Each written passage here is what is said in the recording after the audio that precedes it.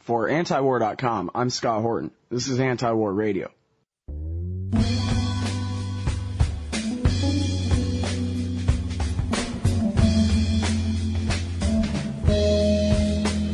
Our next guest on the show today is David Rose. He is a contributing editor at Vanity Fair magazine and has this week's most important story, or pretty close to it, Heads in the Sand, about the Sunni awakening and how it could have happened much sooner. Welcome to the show, David. How are you doing?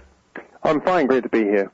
Well, thank you very much for joining us today. Now, before we get to the Sunni awakening, I saw on Andy Worthington's blog, most puzzling thing, Daily Mail pulls story about Binyam Mohamed and British spy. And here is this Daily Mail story.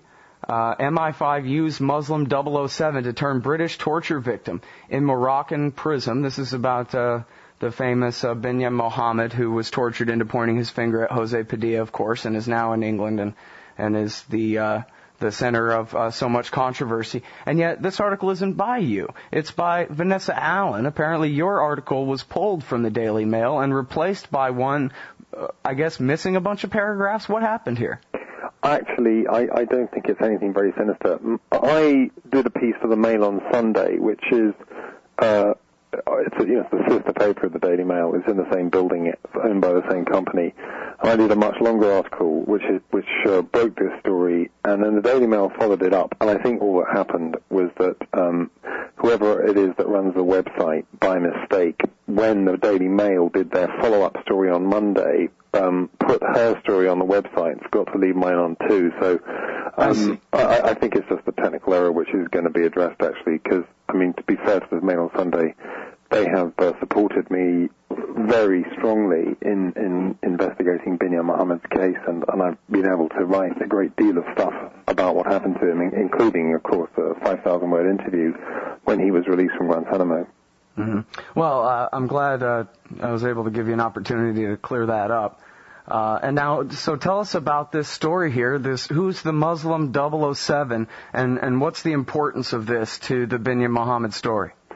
Well, Binyam Mohamed, to me, is maybe the most important single case of all the many cases which exemplify what the Bush administration did with detainees and its use of torture, because in fact, I wrote another piece in Vanity Fair which really tied all the threads together, which came out around January. Basically, what you have in Binyam's case is one person being tortured, and as a result, someone else being tortured, and then somebody else being tortured.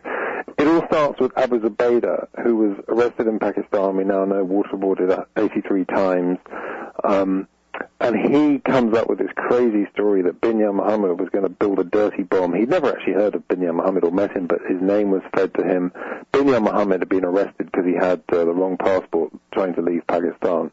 And they then torture Binyam Mohamed. He starts making admissions about dirty bombs too, and then they finally arrest Jose Padilla, and of course they lock him up in the brig in South Carolina, and they torture him as well. So you have this kind of cycle of torture, and at the end of it, there's no evidence that there was ever such a plot at all. But what's happened with Binyam Mohamed's case now is, I mean, first of all, I mean, his experience was as bad as anybody's. He's arrested in Pakistan. He's tortured in Pakistan at the behest of the CIA. He's then interrogated by the British Security Service, MI5, after being tortured in Pakistan. Then he's sent on an extraordinary rendition flight to Morocco, and he spends 18 months in Morocco undergoing the most awful tortures. They take a scalpel and they cut his genitals and this kind of thing. They pour boiling liquids on him. I mean, it's really extreme. And I may say, you know, he is bearing the scars, mental and physical, very heavily now. Finally, he goes back to Afghanistan. He's in the CIA dark prison there for a while, and finally back to Guantanamo, and of course he's released this year. But the thing is, the focus of the activity on Binyam's case now is this.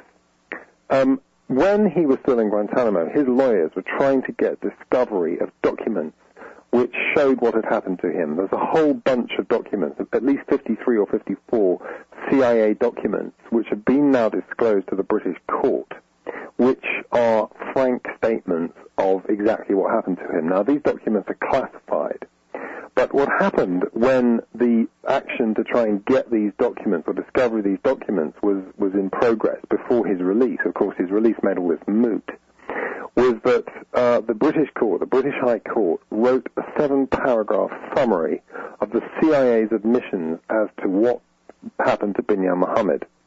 And then the British Foreign Secretary, the equivalent of the Secretary of State, made an application to the court saying this stuff has to stay classified. If you release this material, it will jeopardize, even end, the special relationship in sharing intelligence between the United States and Great Britain.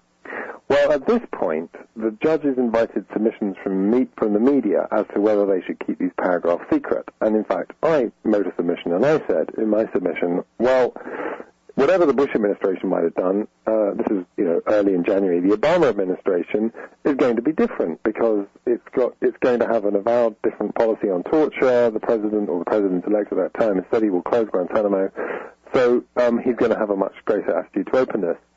Now, I should also say, by the way, that the judges have made it clear that they did not consider any of the information that they had written about, nor indeed their own summary of that information, to constitute in any sense the disclosure of sensitive intelligence. It did not involve, to use that classic intelligence officer's phrase, sources and methods. Well, and in fact, isn't it right that their excuse is something along the lines of they don't want it to come out about Pakistan's role in this? Yes, the other Scott Horton, the human rights lawyer, on this show last week said, okay, here's the big classified secret. It was Pakistan, okay? So now let's get on with it.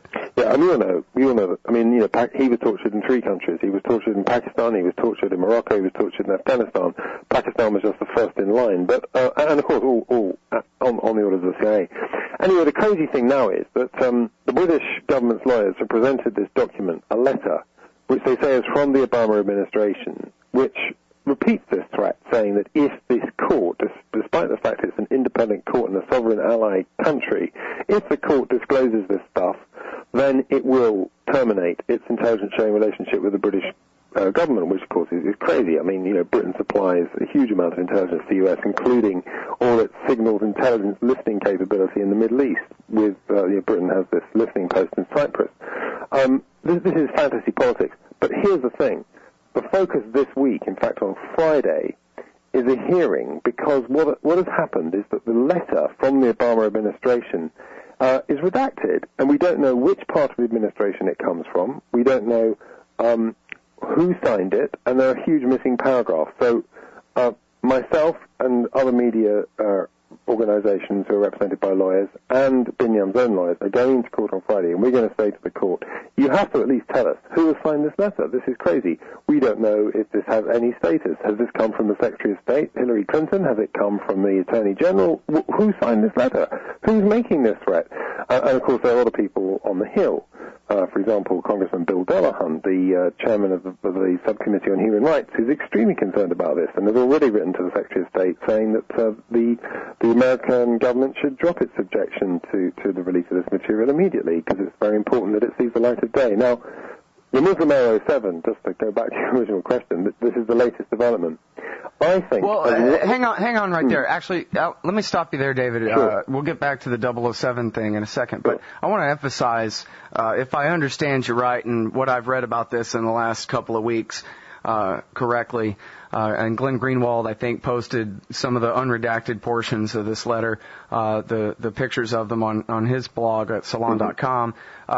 America, the American government, the Obama government, is telling the government of the UK, our closest ally, the mother country and all these things, our closest NATO partner and all those, that if they go ahead and release information that they claim is classified, even though everybody already knows it already anyway, about this Binyam Mohamed case, that America will then cut Britain off from any intelligence that we have about, for example, any terrorist threats to civilians in England. I mean, is that even, are they really making that threat? That's got to be a bluff, right? I'll tell you very frankly what I think is going on here. I think this whole thing is a concoction, and I think it is being done at the behest not of the American but the British government. And I think, although we all know that basically this section is going to say that Binyam Mohamed was tortured, and it's going to describe how he was tortured in Pakistan, and presumably, who in the CIA gave the orders for this. I think it's going to reveal something else. And I think it's quite interesting to look at the court. It's very unusual that the court will invite arguments from journalists as to whether they should publish this. And, they've said there are huge public interest arguments in favor of disclosure. My belief is this. We know that Tony Blair's government in Britain really was led by the Bush administration into Iraq. And, we just rolled over and let Bush do whatever he wanted. I think, to a degree which has not fully come out in this country, the British intelligence and security services, at the behest of cabinet-level ministers in Britain, followed Dick Cheney and the Bush administration into the dark side on torture, as Jane Mayer described it in her book. And I think that's the kind of secret. Now, why do I say that? Because we know from earlier on in this that when the Bush administration made a complaint to the government saying that they wanted this stuff kept secret, the letter was signed by John Bellinger, who was Condi Rice's general counsel, the general counsel of the State Department. He has subsequently given an interview to the Mail on Sunday, the paper I work for in England, because I work for them and for Vanity Fair, saying that he wrote that letter at the request of the British government. He basically has said that the Bush administration really didn't give, a piece of to put it delicately, caca, whether or not this stuff came out, but the Brits were the people who wanted to keep it secret. I think something similar has been going on here. We know that David Miliband, the British Foreign Secretary, has met Hillary Clinton and discussed this matter with her at least twice, and I think there's something very murky going on, and it's to protect British personnel and British agencies that they are so concerned to keep this secret now. Well, and this is the importance of the 007 thing, because it directly contradicts the UK government's assertions that they didn't even know he was in Morocco being sliced with a razor blade. Exactly. What I was able to publish at the weekend is that there was a man who, I won't say his name in public because, I guess he's entitled to some protection. But I know who he is and I know where he is, or at least I know where he was.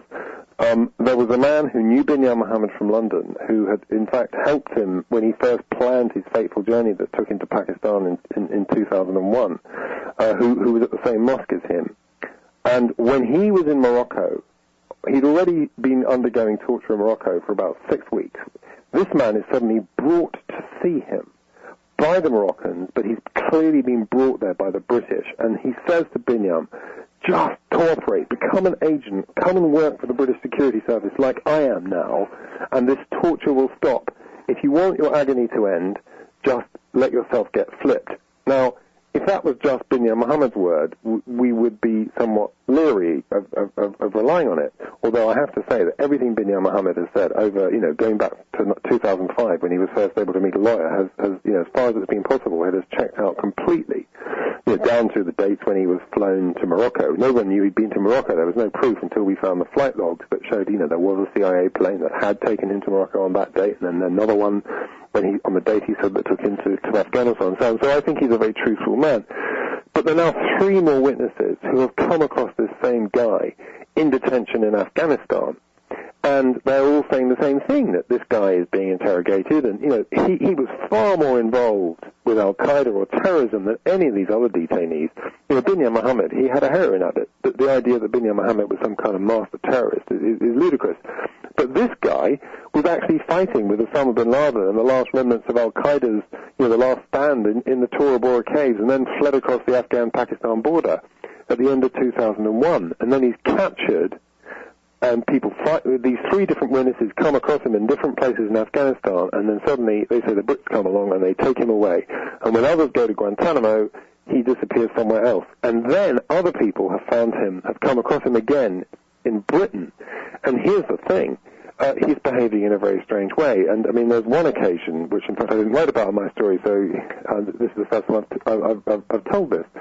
There's one guy who was Moroccan, or he's of Moroccan origin, and his wife was going back to Morocco to pay a family visit, and suddenly this guy shows up and starts pumping his wife with questions. Who are you going to see? Is this just a family visit? Are you going to see any people involved in politics? And the man, the husband, gets really angry, saying, who the hell are you? You can't ask my wife questions like this. The two get into a fight, and, basically, the guy is now, we say, working for MI5, ends up, getting slugged. And so, there are some very serious questions. Well, if MI5 had an agent in Morocco, clearly they knew Binyam Mohamed was there, and this claim that they've been making for many months now that they didn't know, it's just not true. The important part as far as Americans, or one important part that they can focus on here is that Jose Padilla, who's an American citizen who was arrested on American soil by civilian police, was turned over to the Navy and tortured in the name of his al-Qaeda plot to set off a radioactive dirty bomb in this country. Accusations made by John Ashcroft from Moscow. Okay. And it wasn't true. It came from what they had sliced out of this Binyam Mohamed character, who himself, as you say, was no terrorist. Absolutely right. That's what happened. It's a shocking episode. And, when you think of the thousands upon thousands of person hours that have been poured into chasing this completely, non-existent plot, the millions of dollars spent on legal fees, and the gruesome abuses of the Constitution and human rights that have ensued, and you see what has come out of it. Absolutely nothing. Padilla was eventually convicted of very minor charges of material support for terrorism through an Islamic charity. He was never convicted or even charged eventually with any serious terrorist plot. Well, you might think that there were better ways of employing those resources in trying to defend Britain, America, and other Western nations against the obviously real threat of Islamic terrorism than this. Mm-hmm.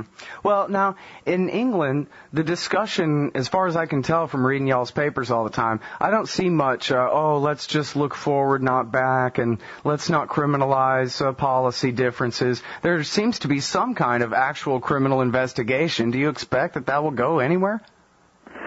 Yeah, it might. I think, there's certainly a division in the British press.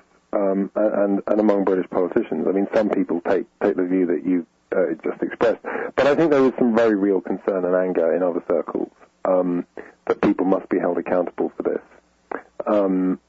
I don't know whether it will go anywhere. I think there is certainly a possibility that it could do.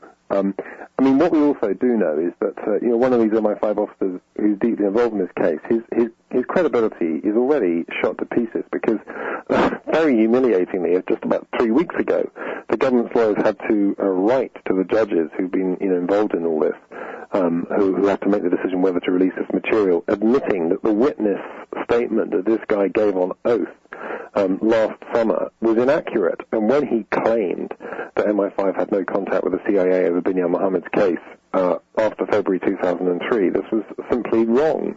That in fact they'd found documents which showed that his testimony was, to put it at its most generous, inaccurate. So, I think awkward questions are being asked here, and will there be prosecutions? Maybe not. Will there be convictions? A tougher one still, but I wouldn't say it's impossible. Mm. Well, I guess basically the general theory, though, is in the UK that there is such a thing as the rule of law, and at least you're supposed to pretend to apply it, right? A little bit? We try.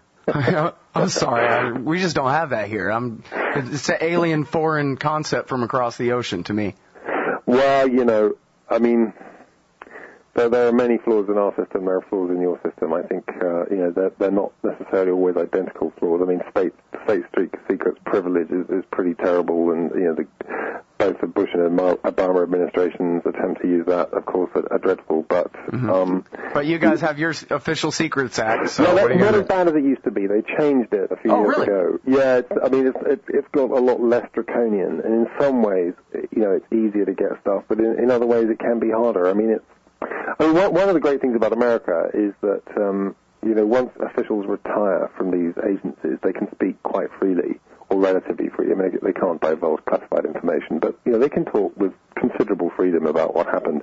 British officials are basically bound by kind of lifelong duty of confidentiality, and it's much, much more difficult to talk to retired officials, and that's a big impediment. Let's get into this Vanity Fair article, Heads in the Sand. Mm-hmm. And I guess I can't really help myself. I have to start off this part of the interview with this short clip of Charles Duelfer on the Rachel Maddow show. Now, last Thursday, Keith Olbermann brought up your article, a possibility for a Sunni awakening in the summer of 2004. Very interesting stuff. And then next came Rachel Maddow, and she was discussing the Robert Windrum story with Robert Windrum and Charles Duelfer about the Vice President's office requesting that, or at least bringing up the idea of waterboarding an Iraqi intelligence official into pointing the finger at connections with Osama bin Laden, which Duelfer refused to do and said was ridiculous.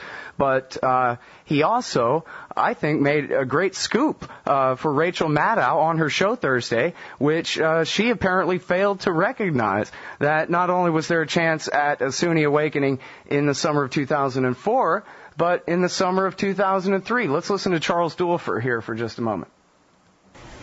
Yes, it was. And Rachel, it's important to remember the context of the time. We had just gone into Baghdad. This was April 2003. Saddam was gone. What was different about this and other circumstances where the United States is dealing with enemies, all the Iraqis, the senior Iraqis at that point in time, they wanted to be on our side. The senior mukhabarat, the senior military officers, they were dealing with the occupying United States Army and other officials at that time as potential allies. Bear in mind, this is before we made the disastrous decisions that, informed the Iraqis that we were going to treat their army as an enemy and that all Baathists were going to be treated as Nazis. So at this point in time, they wanted to be on our side. They wanted to be helpful, including this security officer. Well, you wrote then in So there you go. This is part of your same story, the massive war that killed 1 million people in Iraq that just didn't have to be, even taking into account the actual invasion and the overthrow of Saddam Hussein. This war never really had to be this bad at all, did it, David? No, it didn't, and Charles is quite right. I mean, I know Charles Duelfer. I have enormous respect for the man. Indeed, one of the people that I went to see for my article in Amman, Jordan, General Raad al-Hamdani, who was the senior commander of the Republican Guard trying to defend Baghdad. He had 6 divisions trying to defend Baghdad in 2003 as the American army advanced. He told me very frankly that, yes, there could certainly have been a deal done in 2003, and it was worse than that. He personally participated in a series of secret talks that were held at one of the Baghdad, I think it was at the Republican Guard Club in Baghdad, where one of the senior U.S. military officers, Colonel Paul Hughes, who's now at the U.S. Institute for Peace in Washington, he was negotiating with a group of senior army officers about how to reconstitute the Iraqi army, the old Iraqi army. Now, Hughes was an expert in this. He had worked in Bosnia, in the Balkans, and, the whole thing about reconstituting defeated armies, how to vet them for elements who were guilty of war crimes, but how to basically preserve their structures. This was his stock in trade. And not only that, I mean, corps commanders in the 2003 war were literally getting calls on their cell phones from American military officers and from, I guess, CIA agents saying, listen, get your men to surrender, and don't worry, we're going to keep the army going, and if you haven't got blood on your hands, if you haven't committed war crimes, you're going to be just fine. You'll continue in your position, your pension will be safe, your family will be fed, and your men will still have a job too. Well, that was what Hamdani expected. That's what everybody expected. It's what usually happens to defeated armies. Instead, of course, what we had in May 2003 was Paul Bremer coming in, and the first that Colonel Hughes knew that these negotiations, which had pretty much got to a conclusion, were just null and void. The first he knew was from the news media that the Iraqi army was being disbanded. And of course, there's been a great deal of words spoken and ink spilt on the iniquity of that decision. But what's interesting is that there is a direct continuity between the people who were involved in that potential aversion of an insurgency, if you like, avoidance of an insurgency. The people who could have put together a security plan that would have stopped looting, prevented an insurgency in 2003, and then the people who made desperate attempts to try and get a deal in 2004, which is the main focus of my new piece. Mm-hmm. Well, now, I guess there's been some accusations, although I can't remember if anybody ever really showed. Do you know whether it was the neocons who basically decided with Bremer to de-Baathify completely and fire the army? Because I know that when they asked George Bush about it, he said, yeah, I always kind of wondered about that too, but I have no idea. Well, it does seem to have been Bremer acting on his own volition more than anything else. He did have one or two advisors on this, but he had this idea that the army had gone home and therefore the army no longer existed. Well, the army had gone home because they weren't getting paid and they weren't getting fed, and it was the only way they could continue to survive. But as General Hamdani has told me, I mean, all it would have taken was a few phone calls and visits, and these units could have been reassembled very easily. So, it was. I don't think it was the neocons principally, or at least it wasn't an ideological decision to disband the Iraqi army. Then the ideology comes in. Of course, the people who were very close to the administration, particularly the Pentagon at that time, principally Ahmad Chalabi, who became the chairman of the De-Ba'athification Commission. I mean, well, now what about Sistani and the Supreme Islamic Council and the Dawa Party? I mean, it seems like they were kind of in the position, weren't they, the U.S. Army the occupation in general, of basically having to follow through with what they said and let the majority take power and throw the Sunni minority out of power in Baghdad, or else they were going to have to start the war all over again against the Shiites in the south, who had basically stood by as the invasion rolled past. Well, I mean, this is the problem with mitre beams in history. You can never be sure. Well, I mean, wasn't that part of the calculation at the time? I don't believe that the Dawa Party or the people around Sistani would have taken up arms against America or the British. I find that difficult to believe. And, of course, at that stage, the degree of Iranian penetration in the south was much lower than it became subsequently. But, was there a way to keep the Sunni, as it were, in the loop? Was there a way to work through Sunni power structures that didn't involve reconstituting a Ba'athist government? Mm-hmm. I think there was. I mean, the secret to Saddam Hussein's rule, the reason that Saddam Hussein, in terms of, other than at times as in 1991 when he resorted to brutal repression, the reason why most of the time he was able to stay in power, with a degree of consent, was that he knew how to work the tribal structure, how to work through the sheikhs, both Sunni and Shia. And, he had it all worked out. In fact, as a leading neocon once told me, Michael Rubin, who spent a year not living in the green zone, but in the so-called red zone in 2003, 2004, he once put it to me. He doesn't speak to me now, by the way, but as he said, Saddam knew how many SUVs this tribe got, how many dollars a year, this sheikh needed. Well, that's, in Scott Ritter's first book, Endgame, that he wrote about the UN inspections back in the 1990s. He described Saddam Hussein's rule very much like Tony Soprano trying to run North Jersey, and that it's all about making sure, okay, you get this much of a cut of that guy's business, and your daughter marries this guy's nephew, and all very, like George Bush would say, it's hard work, but we're making progress. Like, that was, Saddam Hussein spent his whole day trying to keep everybody happy enough to let him still be the boss. Yes. I think Scott has got that exactly right in that book. So what instead happened was all the tribal leaders, especially in Al-Anbar and in other parts of the Sunni majority areas, Al-Hila and so forth, parts of Baghdad, I mean, they were suddenly completely excluded. They were excluded from power. They were excluded from influence.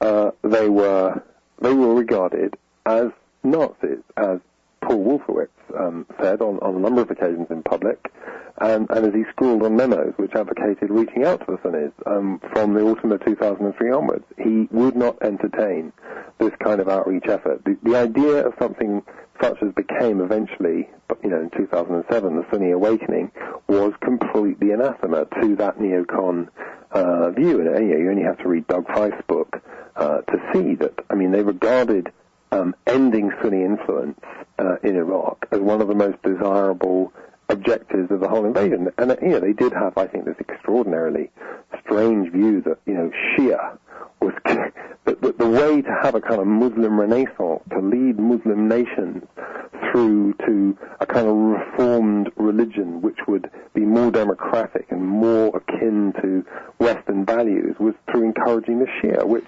Well, that's what Chalabi told them, right? That's what Chalabi told them. We'll get a Hashemite king and build a pipeline to Haifa, and it'll be brilliant. Yeah, that's right. Yep, the snake oil salesman. He was very convincing. Well, now, what about the role of Israel in this? I think it's not too much of a stretch, depending on how you ask and depending on how you take it, to consider the neoconservatives as basically a fifth column for the Likud party in Israel. Many of their leaders were, 3 or 4 of their most influential ones anyway, signed on to the clean break proposal to Netanyahu in 1996, which said our first order of business is removing Saddam Hussein in power. Do you think that this is part of what Feith and Wolfowitz were considering, that they didn't want any possibility of the Baathists, a strong secular nationalist government, being able to come back to power in Baghdad? They wanted to make sure that, I guess if they couldn't get a Chalabi-style enlightened Shia renaissance, they could at least get Shiite reactionary crazies who would prevent there from ever being a real unified Iraqi state, which they would, tend to consider a threat to Israel. Do you think that's part of this? I think that's too Machiavellian for me. I mean, all I can say is I've not come across any real evidence, but in the huge mistakes that they made 2003 through 2004-5, when they basically all left office, I can't see a hand of Israel in there. I mean, apart from anything else, I know from Israeli sources, a lot of senior Israeli officials told them, don't invade Iraq, you must be crazy, you're going to stir up a hornet's nest. I don't honestly believe that was the main consideration in their policy at this stage. I think they saw maybe that the possibility of an Iraq that was more favourable to Israel might be a byproduct, but I don't think it was ever more than that, frankly. Well, that's my view. I mean, I know there are opposing views. But. Well, why was it that in your story you talk about how this Texas businessman who was brought into the loop and these Sunnis asked him if he could help. He made the mistake because he didn't realize the ideological position. He went to Mark Zell, Doug Feith's law partner, and this was the route to power, the route to negotiations that he went through, and this was the logjam, was Wolfowitz and Feith, right? Oh, no, absolutely.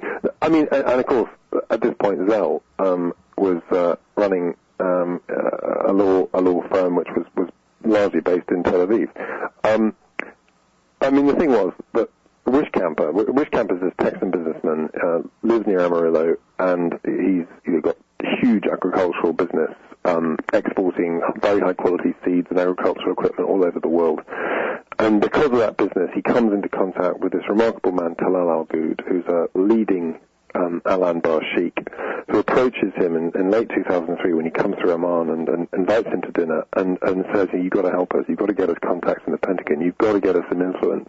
We're being completely cut out, and I can tell you that this is going to be a bloodbath, because what's happening is that because they're excluded, the tribal sheikhs of Al-Anbar and places like Fallujah and Ramadi are making common cause with Al-Qaeda.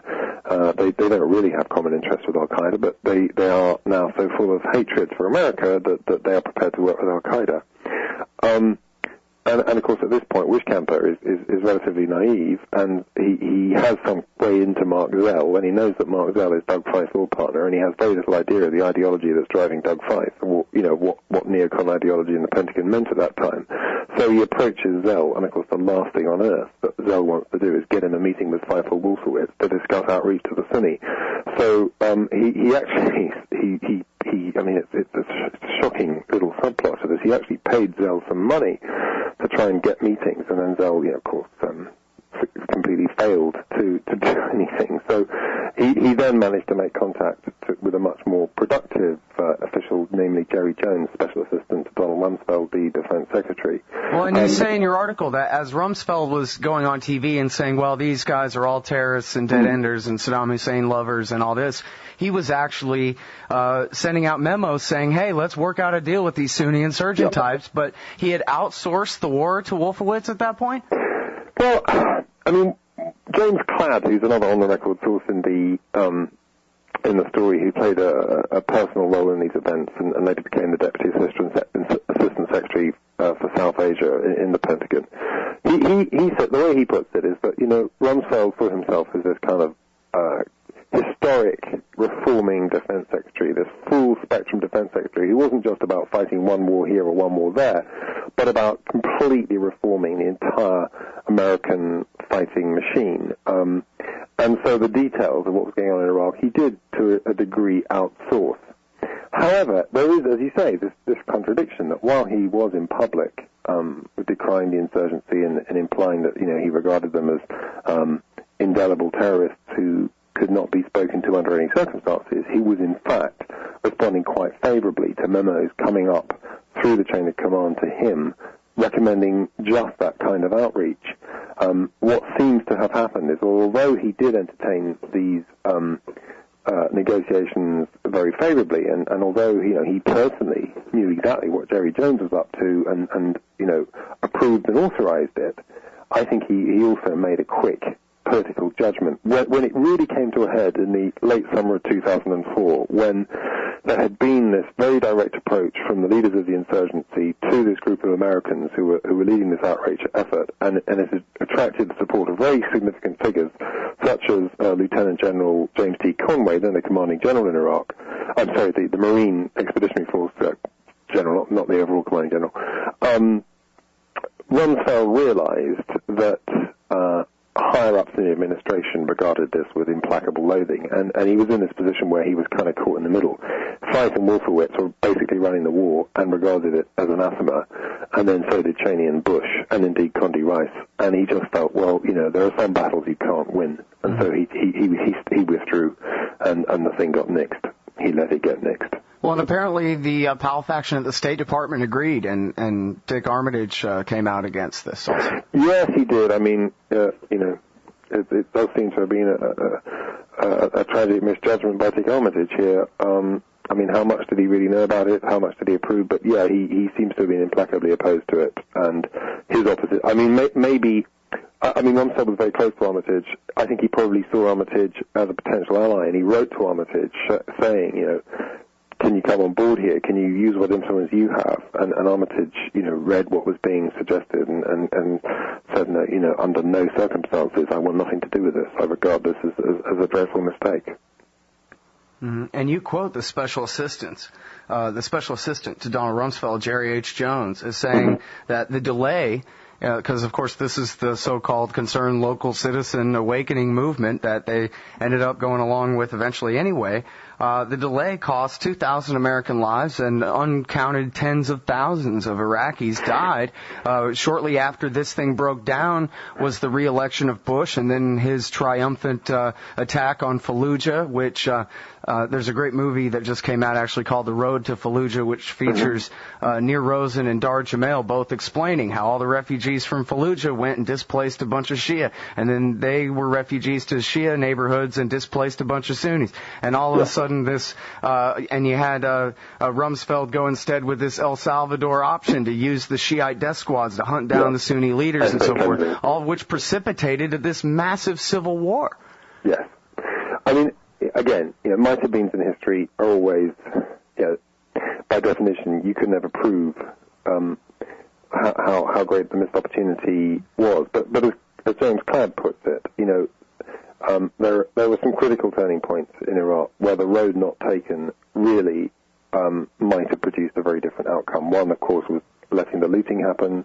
Another was the disbanding of the army. And this offer in 2004 was the second. I mean, let's just look at what was being proposed here, because, this was not some kind of casual approach. This was a conference that took place in July 2004, a secret conference in the Sheraton Hotel in Amman with some very senior American military and civilian representation, including James Cladd, including Jerry H. Jones, Donald Rumsfeld's special assistant, including the Chief of Staff of the Marine Corps in Iraq, and the Chief of Civil Affairs in Iraq. This all happening with the express approval and encouragement of James D. Conway, the Lieutenant General.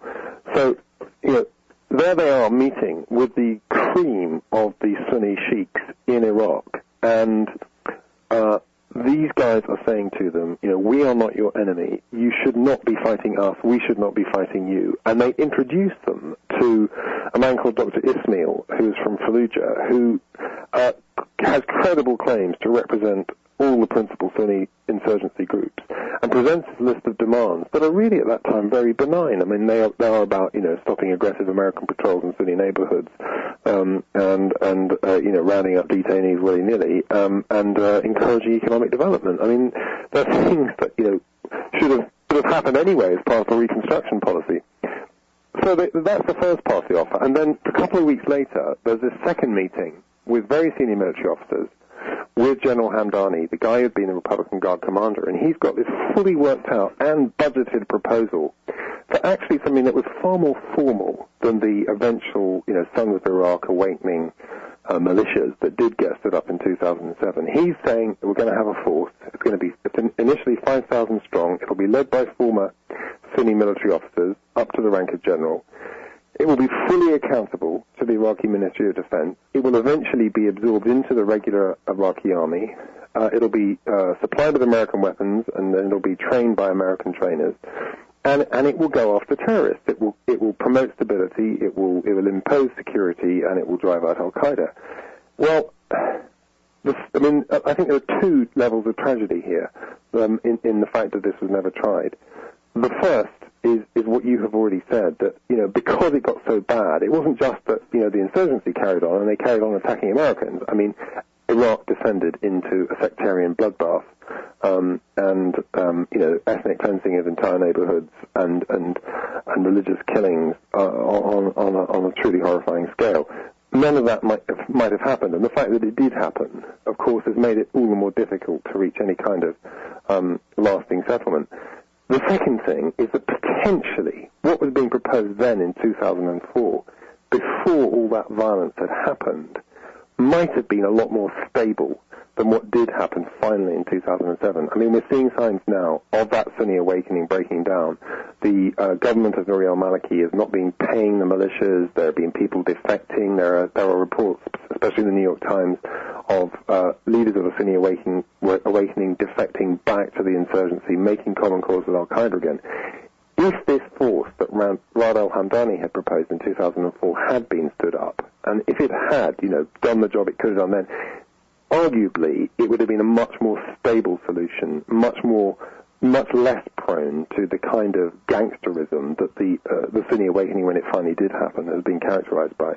Mm-hmm. Well, and right now, as you say, it's not really happening, the reabsorbing of these armed fighters back into the Iraqi government, because Maliki basically has no incentive to let them back in, whereas before he might have had much more. As Patrick Coburn says, the Sunni insurgency, they lost the civil war, and that's why they finally, basically came begging, listen, please, just let us fight Al-Qaeda and stop bombing us and whatever, because they had too many enemies. They had lost Baghdad. It's 85% Shia Arabs now. Yeah, that's right. And in fact, it was in the news just the other day, 2 days ago, that Maliki was saying he wants to undo some of the power sharing that has been established with the Sunnis and the Kurds. I don't know if you know this, but there is a subplot to this. Rad al-Hamdani, having failed in this attempt to get this force stood up in 2004, he left Iraq. I mean, he was being harried by Sunni militia. His family became targets for death squad several times. He was very lucky to escape with his life. He finally took refuge in Oman. He was there not doing a whole lot through 2005, 2006. And then in 2008, suddenly the American and the British military reached out to Rad al-Hamdani. And of course they were fully aware of the role he'd played both under Saddam as a very straight military officer, someone who has never been accused of war crimes or anything like that, and of his attempts to get this thing going in 2004. And they reached out to him and they said, "Will you advise us on how to get Sunni officers back into the Iraqi army, because we are desperately short of experienced officers. We need your people back."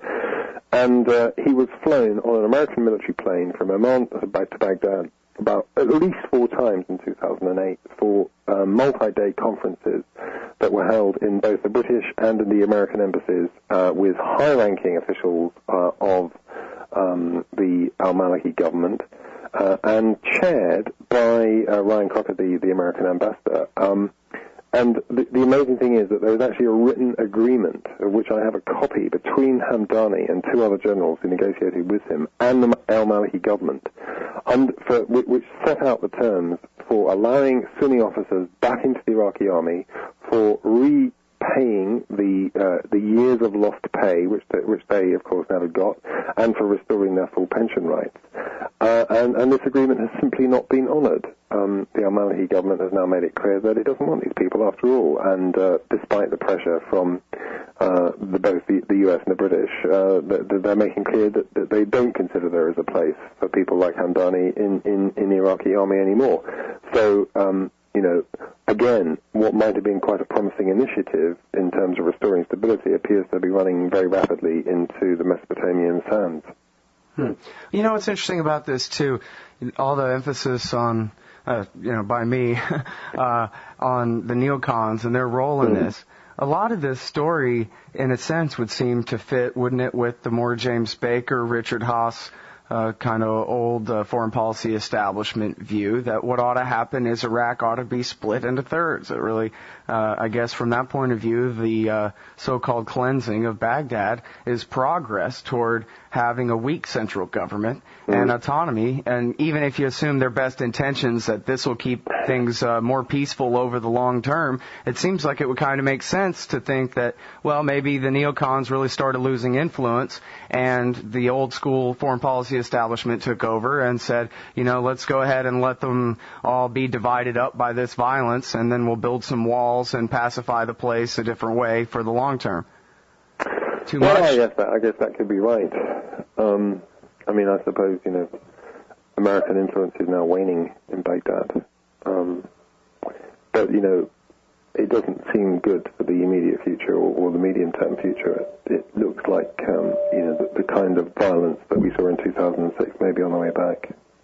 Right. That's really the bottom line here, is that the awakening thing, as you say, which would have had a better chance of working if they'd gone ahead and done it back before all this terrible violence and cleansing, is it's in a much worse position. The so-called surge didn't really work at all. It just maybe they bought a little time. They helped the Shiites win the last of the civil war in 2006 and 2007, but basically they never solved any of the benchmarks. They never really created the single state that they claim they're trying to create there.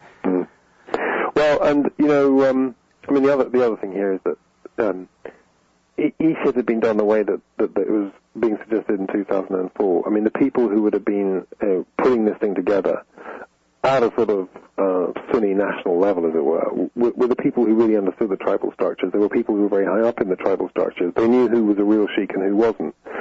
What you have now is some people who genuinely had that kind of influence, and of course, the first of them, the late Habarisha, was a good example. You have people who, as it were, had that credibility, but then you also have people who are really just street thugs. You drew earlier on the Tony Soprano analogy, and there were people who really were, or there are people who are part of the crime family, as it were. I'm not just saying they're all criminals, but then there are people who are just interlopers. There are people who don't have the bona fides, and of course that means that when they stand up a militia and start getting money from Americans or the Iraqi government, instead of supporting them, the people who actually do represent the real tribal structures resent them hugely. They regard them as imposters, as frauds. Well, now, one thing that I think all of my favorite, or not all, but pretty much it seems to be a consensus among my favorite Iraq War analysts, that the Maliki government, as demonstrated by their standing by their guns all through last year and demanding a withdrawal agreement by 2012, instead of allowing 58 bases and all that, like in the first place, have basically shown, I think as Patrick Coburn really says, that America has installed a government that really no longer needs us. Their alliance with Iran is quite enough. They control Baghdad, thanks in part to all this mess that we've been discussing here, and that this is not how to be an imperialist, right? You're supposed to prop up the minority because the majority doesn't need you, especially if they're allies with the giant state next door. And so Maliki is really kicking us out, and we have to go whether Barack Obama and his administration want to or not. What do you think of that? Well, the old Irish saying, how do you get to such and such a place? Well, I wouldn't start from here. I don't honestly know. I read an interview yesterday on VanityFair.com with Congressman Alan Grayson from Orlando, who is somebody who a year or two ago now I spent quite a lot of time with working on a big article about contractor fraud in Iraq. He's as an attorney had done a great deal to bring False Claims Act lawsuits against KBR and Halliburton and so forth. And he's saying in this interview that we just got to get out. The idea that we are in any way defending ourselves against terrorism by being in Iraq now has become simply ludicrous. And I must say, I think it's getting to that stage. It's beginning to seem difficult to see what possible purpose is being served by remaining in there, as you say, propping up a majority that is in alliance with this giant state next door, which may quite soon have nuclear weapons. It doesn't seem to make a lot of sense. Well, that's a whole new interview right there. But Yeah. We'll go ahead and leave it there. Everyone, that's David Rose. He's contributing editor at Vanity Fair and writes for the Daily Mail over there in England. And I hope that perhaps we can do this interview, a different interview, again soon on this show and discuss your 2005 article about the Sibel Edmonds story and Dennis Hastert. That'll be a pleasure. Great. Thank you very much for your time on the show today. Okay, thanks for having me. Take care. All right, y'all, that's Anti-War Radio. And if you like this show, I'll let you know it's fundraising week at antiwar.com. If you appreciate what you hear here, check out antiwar.com/donate. And thanks.